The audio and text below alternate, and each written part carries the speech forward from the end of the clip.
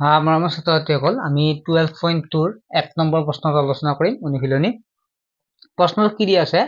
যে চতুৰ্ভুজ আকৃতিৰ এখন উদ্যানৰ ABCD য'ত C কোণ 90 ডিগ্ৰী, AB 9 মিটাৰ আৰু BC 12 মিটাৰ আৰু 5 মিটাৰ দিয়া আছে CD আৰু AD দিয়া আছে 8 মিটাৰ। ই কিমান মাটিকালি আগুৰি আছে? আমাক কৈছে এটা চতুৰ্ভুজ, গতিকে আমি চতুৰ্ভুজ এটা আঁকি লৈছো। আঁকি কিনে যাৰ মান দি আছে ABCD, নাম দিছো ABCD, নামকৰণ কৰিছো। C 90 ডিগ্ৰী, C 90 ডিগ্ৰী লিখিছো। AB 9 সেন্টিমিটাৰ, AB ক'ত আছে? AB 9 metre. তাৰপিছত BC 12 মিটাৰ, BC আছে 12 মিটাৰ আৰু CD 5 মিটাৰ, CD 5 মিটাৰ আৰু দি আছে AD 8 মিটাৰ, AD 8 মিটাৰ আমাক দিয়া আছে। ঠিক আছে, এতিয়া চোৱা, আমি যেতিয়া এনেকুৱাকে এটা চতুৰ্ভুজ আঁকো, চতুৰ্ভুজত আমি হিৰণৰ সূত্ৰ এপ্লাই কৰিব নোৱাৰো। আমি পঢ়ি আছো হিৰণৰ সূত্ৰৰ ওপৰত, গতিকে হিৰণৰ সূত্ৰটো এপ্লাই কৰিব নোৱাৰো, কেৱল ত্ৰিভুজৰ ক্ষেত্ৰতহে প্ৰযোজ্য। গতিকে সেইবাবে আমি কি কৰিছো, আমি BD সংযোগ কৰিছো। ঠিক আছে, BD সংযোগ কৰিছো, অংকন কৰিছো কি অংকন BD। ঠিক আছে, কিহৰ কাৰণে দিছো? যাতে আমি ত্ৰিভুজ পাওঁ, ত্ৰিভুজতে আমি কি কৰিব পাৰো, হিৰণৰ সূত্ৰ এপ্লাই কৰিব পাৰো। এইটো ত্ৰিভুজ পালো। ওকে, আমি কি কৰিছো, আমাৰ মানখিনি দিয়া আছে, কি কি দিয়া আছে লিখি লব। দিয়া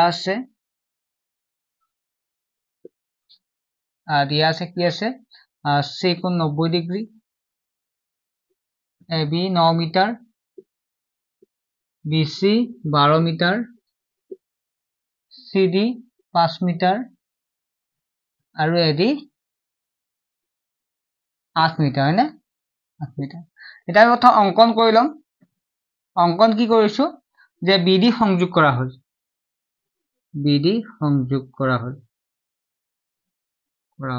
ঠিক আছে, আমি এইখিনি আমি সুবিধাৰ কাৰণে আমি BD সংযোগ কৰি লৈছো। ঠিক আছে, এতিয়া আমি চোৱা, আমি কি হল, আমি এইটো বাহুৰ মান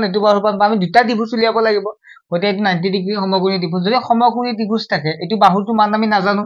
ঠিক আছে, বাহুৰ মাপটো আমি প্ৰথম উলিয়াই লম, BD মাপটো উলিয়াই লম। যেহেতু আমি এটা নিজে বনাই লৈছো, এইটো মাপ কিমান হব আমি উলিয়াই লম। যিহেতু সমকোণী ত্ৰিভুজ, গতিকে এইটো মাপ উলিয়াব পাৰিম পাইথাগোৰাছৰ উপপাদ্য মতে। অৰ্থাৎ আমি কি কৰিম, পাইথাগোৰাছৰ উপপাদ্য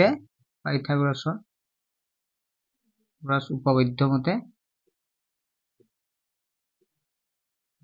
কি পাইথাগোৰাছৰ উপপাদ্য মতে আমি এইটো ত্ৰিভুজটো লম। ঠিক আছে, আমি প্ৰথম লিখি লব পৰা ত্ৰিভুজ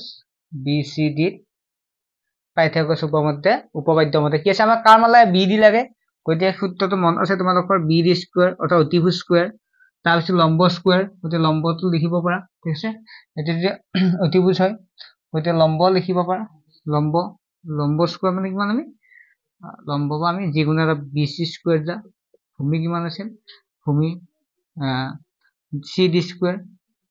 ঠিক আছে, BC মান কিমান 12 আৰু CD মান হৈছে 5 স্কোৱাৰ। গতিকে 12 কিমান হব 144, জানা তোমালোক এইবিলাক। 5 5 কিমান 25। ঠিক আছে, 144 আৰু 25 কিমান হব 169 হব, না 4 ন। ওকে, গতিকে আমি কাৰ লাগে, BD স্কোৱাৰ কৰিছো। BD স্কোৱাৰ আছিল নাই, স্কোৱাৰটো আমি কি কৰিম, এইফালে আনিলে ৰুট অভাৰ হব। গতিকে 169, 13 কিমান 169। তোমালোকে চোৱা, 13 পূৰণ 13, 3 3 গুণ 9, 3 1 গুণ 3, 1 3 গুণ 3, 1 1 গুণ 1, 9 6 169। তোমালোকে মুখস্থ এইখিনি কৰিয়ে ল'বা, 169 না। গতিকে কিমান হব, আমি এইটো ৰুট অভাৰটো উঠাই দিলে কিমান হব, 13 হব। কি হব ৰুট অভাৰ, কাৰণ 13 স্কোৱাৰ, 13 পূৰণ 13 মানে স্কোৱাৰ হয়, স্কোৱাৰ আৰু ৰুট অভাৰ কি হৈ যায়, কেনচেল হৈ যায়। গতিকে আমি কি দিম, 13 দিলে। ঠিক আছে, বুজি পালে কমেন্ট কৰিবা বুজি পোৱা বুলি। ওকে, বুজি পাইছা যদি কমেন্ট কৰিবা বুজি পাইছো বুলি, কমেন্ট বিলাক কৰিবা, তেতিয়াহে গম পাওঁ বুজি পাইছো নে নাই। ওকে, আমি কাৰ মান পালো, BDৰ মান পালো। ওকে, এবাৰ কাৰ চাম, BD মান পালো। এতিয়া আমি ত্ৰিভুজ দুটা আছে, হয়নে? গতিকে দুইটা ত্ৰিভুজৰ কালি উলিয়ালেহে আমি চতুৰ্ভুজটো কালি পাম। গতিকে প্ৰথমতে আমি এইটো চাওঁ, এই ত্ৰিভুজটো চোৱা, এইটো যিটো সমকোণী ত্ৰিভুজ। গতিকে আমি যে সূত্ৰ এটা পাইছিলো, হাফ ইনটু ভূমিৰ পূৰণ উন্নতি, এইটো আমি এইটো ক্ষেত্ৰত আমি সেই সূত্ৰটো এপ্লাই কৰিম। ঠিক আছে, ত্ৰিভুজ কি আছিল, BCDৰ কালি, BCDৰ কালি কি আছিল, কালিটো হাফ ইনটু ভূমিৰ পূৰণ উন্নতি। ঠিক আছে, হাফ পালো, হাফ এই ত্ৰিভুজ হয় নহয়, ত্ৰিভুজ ভূমিটো দি লওঁ, কিমান হ'ব ভূমি আমি BC ল'ব পাৰোঁ 12 স্কয়াৰ উন্নতি কিমান উন্নতি 5 ঠিক আছে এটো ত্ৰিভুজ আৰু ত্ৰিভুজটো লেভেলে ভূমি হয় তেতিয়া কি হ'ব লেভেলে উন্নতি হ'ব কিছিল যেটা আমাৰ দৈৰ্ঘ্য এটো হৈছে উন্নতি 5 টো উন্নতি হ'ব হয় নহয় এতিয়া 2 ৰে 12 কেবা যাব 6 বাৰ যাব 6 5 গুণ 30 30 কি হ'ব 30 মিটাৰ স্কয়াৰ আছে না মিটাৰ স্কয়াৰ কালি দিটো গতে আমি এটা ত্ৰিভুজৰ কালি মান পালো কি হ'ব আমি এই ত্ৰিভুজটো কালি পালো BCD কালি হ'ব 30 বৰ্গ মিটাৰ আকৌ ত্ৰিভুজ এবাৰ কি কৰিম এটো কিমান পালো আমি 13 হয় না আকৌ ত্ৰিভুজ উলিয়া এটো ত্ৰিভুজৰ কালি উলাম BAD উলিয়াব লাগিলে আমি আমাক যেটো হিৰণৰ সূত্ৰ ব্যৱহাৰ কৰোতে আমি কি S ৰ মান লাগিব অৰ্ধ পৰিসীমা এনেবাকে লিখিব আকৌ ত্ৰিভুজ BABD বুলি লিখিবা ত্ৰিভুজ ABD অৰ্ধ পৰিসীমা কি হ'ব আমি সূত্ৰটো মনত আছে না মানে A plus B plus C divided by 2 A মানে কিমান A মানে আছে এটো 9 8 আৰু 13 গতে 9 8 আৰু 13 divided by 2 কিমান হ'ব 9 8 17 হয় না 17 আৰু 13 কিমান হ'ব 7 3 10 গুণ 9 গলে 1 2 3 30 হ'ব 2 ৰে কিমান হ'ব 15 সেন্টিমিটাৰ মিটাৰ আছিল মিটাৰ হ'ব ওকে আমি যোগ কৰি ফেলে কি কৰিছো জাস্ট আমি হৰণ কৰি দিছো যোগ কৰি আমি ইটো 2 ৰে 30 হৰণ কৰি দিছো হয় না তাৰ পিছত আমি কি কৰিম আমি অৰ্ধ S ৰ মান পালো অৰ্ধ পৰিসীমা মানে S সেমি পেৰিমিটাৰ ঠিক আছে S এতিয়া আমি কি উলিয়াব লাগিব আমি এই কালি উলিয়াব এখিনি চাই লোৱাচোন এখিনি স্ক্ৰিনশ্বট মাৰি লোৱা মই এখিনি মুছি দিম ঠিক আছে এখিনি মই মুছি দিম তাৰ পিছত আমি অৰ্ধ ইয়াত কুলে নেকি চাই লও সবৰ এখিনি যেন পিছত মুছি দিম বাৰু চাই লোৱা ঠিক আছে এবাৰ কি উলিয়াব লাগিব ত্ৰিভুজ ABD ৰ কালি ত্ৰিভুজ দিব দে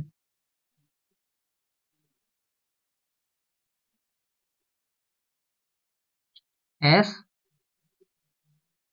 minus A S minus B S minus C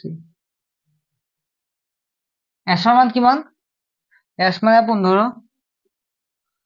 ঠিক আছে 15 দিবা গতে S ৰ মান 15 minus A ৰ মান কিমান S হোৱা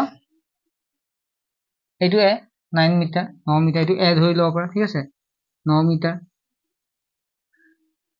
S ৰ মান কিমান S ৰ মান 15 B ৰ মান কিমান 8 মিটাৰ ঠিক আছে এবাৰ C ৰ মান কিমান 13 মিটাৰ গতে 15 minus 13 এটা চোৱা এবেলা 15 থাকিল হয় না ব্ৰেকেটত পূৰণ দিব পাৰা 15 পৰা 9 গলে কিমান 6 থাকিল তাৰ পিছত কিমান হল 15 পৰা 8 গলে 7 থাকিব হয় নহয় 8 7 15 তা 15 পৰা 13 গলে কিমান হ'ব 15 সেল 15 পৰা 13 গলে কিমান হ'ব 14 15 2 হ'ব হয় না এতিয়া তোমালোকে এটা কাম কৰা এটো কৰা 15 কেবাৰ যাব 3 5 গুণ 15 হয় না 6 কেবাৰ যাব 2 3 গুণ 6 7 তো 7 থাকিল এবেলে 2 থাকিল ওকে চাবা এতিয়া তোমালোকে এটা কাম কৰা 2 কেইটা আছে দুটা আছে 2 স্কয়াৰ 3 কেইটা আছে দুটা আছে 3 স্কয়াৰ 2 গল 3 2 গল তবে 3 গল 3 গল অকল কি থাকিল 5 আৰু 7 থাকে এটা যিকেইটা স্কয়াৰ আছে সেইকেইটা কি কৰিবা তোমালোকে উলিয়াই দিবা এটা যিকেইটা স্কয়াৰ আছে √2 স্কয়াৰ কেনসেল যায় কি থাকিব মাত্ৰ 2 2 উলিয়াইব আৰু 3 টো এই √2 ওপৰত আগত আহিব কি থাকিব অৰ্থাৎ ইয়াত থাকিব 5 আৰু 7 মই এফালে লিখি দিছো হা লিখি দিছো 2 3 গুণ 6 তাৰ পিছত কিমান হ'ব 2 3 গুণ 6 5 7 গুণ 35 5 7 গুণ 35 6 √5 is 35 এই 35 টো আমি কি কৰিম আমি √35 টো আমি কি কৰিব লাগিব আমি সৰল কৰিব লাগিব আমি যদি কৰো তেতিয়া হলে কি হ'ব তোমালোকে এই 35 টো যদি কৰা তেতিয়া হলে তোমালোকে এই 35 টো হৰণ কৰা হৰণ পদ্ধতি আমি কৰিম 35 তোমালোকে কি কৰিবা আমি সদায় দুটা দুটা সংখ্যা লওঁ ঠিক আছে দুটা সংখ্যা গতি আমি দুটা সংখ্যা লম কি সংখ্যা দি ইয়াক 35 ক যাব আমি যদি চাও তেতিয়া হলে 5 5 গুণ 25 যাব 6 6 গুণ 37 যাব গতি আমি 6 6 35 আছে 37 নহয় গতি 5 5 গুণ 25 যাব গতি 5 5 গুণ কিমান দিবা তোমালোকে 25 দিবা ঠিক আছে তাৰ পিছত কি কৰিবা এই 5 টো লিখিছে ইয়াৰ পাছত এটা যোগ কৰিবা 5 পাছে কিমান হ'ব 10 হ'ব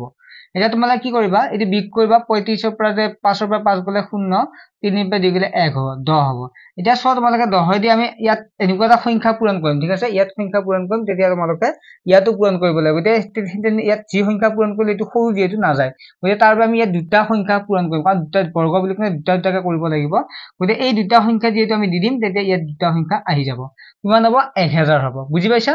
আমি মানে কি হয় দুটা দুটাকে জোৰালো যেটো গতি কি হ'ব 1000 হ'ব যেহেতু আমি দুটা সংখ্যা দিব লাগিব সেইকাৰণে আমি দুটা সংখ্যা যদি দিলে দশমিক দিব লাগিব ঠিক আছে দশমিক দিব লাগিব এটা কি কৰিবা ইয়াত কি সংখ্যা পূৰণ কৰিবা ইয়াত এনেকুৱা এটা সংখ্যা পূৰণ কৰিব লাগিব যি ধৰা হল ইয়াত মই 9 পূৰণ কৰো ইয়াত এতিয়া 9 পূৰণ কৰিব লাগিব এই 9 আৰু 109 দি কিমান পাও আমি চাম চাবা 109 আৰু 9 দি পূৰণ কৰিলে 9 9 গুণ 81 হাতে গেল 8 9 0 0 8 থাকিল 9 1 গুণ 9 981 হয় না নহয় আকৌ আমি ইয়াত যেতিয়া 8 লগ এটা সৰু হ'ব কাৰণ 1000 আছে গতিকে 9 হ'ব 981 হ'ব না গতি ইয়াতো 9 পূৰণ কৰিবা ইয়াতো 9 পূৰণ কৰিবা ঠিক আছে 9 পূৰণ 9 কিমান হ'ব 981 হ'ব ঠিক আছে আৰু 81 হোৱাৰ পিছত কি দিম 1 ৰ পৰা 10 ৰ পৰা 1 গলে 10 ৰ পৰা 1 গলে 9 থাকিব হয় না নহয় গতে 9 থাকিব এটা তোমালোকে ইয়ালৈকেও লিখিব পাৰি ঠিক আছে আৰু বাকিখিনি তোমালোকে কৰি চালে বাকিখিনি আৰু আগবঢ়াব পাৰে কিন্তু ইয়ালৈকে লিখিলেও তোমালোকৰ ভুল নহয় 5 পইণ্ট ঠিক আছে 6 থাকিল 6 লিখিবা আৰু 35 ৰ যদি আমি চাও তেতিয়া 5 পইণ্ট কিমান আছে 91 এটো তোমালোকে উলিয়াই চাবা আৰু 5.916 পাবা ঠিক আছে 916 পাবা √25 35 ক যদি আমি কি কৰো ভাঙি দিও আৰু এনসাৰটো কিমান হ'ব এই দুটা পূৰণ কৰিলে 35.5 মিটাৰ স্কয়াৰ পাবা 35.5 মিটাৰ স্কয়াৰ ঠিক আছে এখিনিলে বুজি পালা বুজি পাইছা নহয় কিন্তু আমি কি কৰিছো 5 7 গুণ 35 635 থাকিল আৰু 35 ক যদি আমি বৰ্গমূল কৰো মানে একদম যেটো আমি 35 টো আমি হল কৰো তেতিয়া 5.916 পাবা আৰু এই দুটা পূৰণ কৰিলে 35.5 মিটাৰ স্কয়াৰ পাবা ঠিক আছে এতিয়া আমি কি কৰিম ওপৰখিনি মুছি দিছো হা এখিনি মুছি দিছো এতিয়া আমাক প্ৰশ্নত কি কৈছিল আমাক চতুৰ্ভুজটোৰ কালি উলিয়াব জানা চতুৰ্ভুজটোৰ কালি ত্ৰিভুজ কি কৰিম এইটো BCD কালি ত্ৰিভুজ BCD ৰ কালি যোগ ত্ৰিভুজ ABD ৰ কালি ABD ৰ কালি ঠিক আছে ত্ৰিভুজ BCD ৰ কালি কিমান পাম 30 হয় না 30 মিটাৰ স্কয়াৰ প্লাস এটো কিমান হ'ব 35.5 মিটাৰ স্কয়াৰ 35.5 মিটাৰ স্কয়াৰ এটা 35 আৰু কিমান হ'ব চোৱা এবেলে 35.5 আৰু 30 5 টো নামিল 5 নামিল 3 3 6 65.65 মিটাৰ স্কয়াৰ এটা বৰ্গ